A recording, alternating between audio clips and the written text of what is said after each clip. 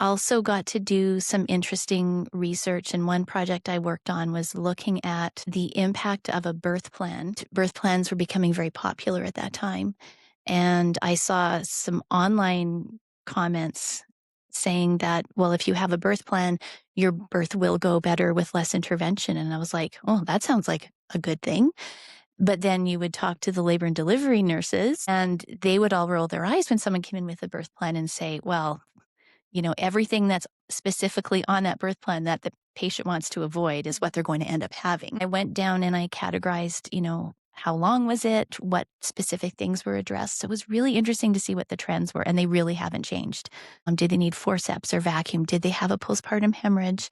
What was their breastfeeding when they left hospital? Both of the online claims and the nurses were both right in a way, but they were also both wrong because it actually made very little difference. And what I did find is that there's only two things. And the researchers had speculated that for a woman who has a complicated birth, that if there was a birth plan on her chart, she had a higher scores for depression and anxiety postpartum than a woman who didn't.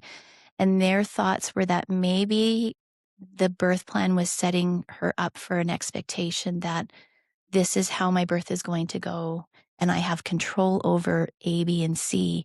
And maybe when that doesn't happen, which we know, working in this space, that it's not always under our control how things play out in the labor room, right? It's just like parenting. Doesn't always turn out like you expect. Certainly hasn't for me and my two kids. But if somebody is maybe set up for an expectation of control and this perfect birth experience and it doesn't happen, maybe there's harm in creating that expectation in the first place.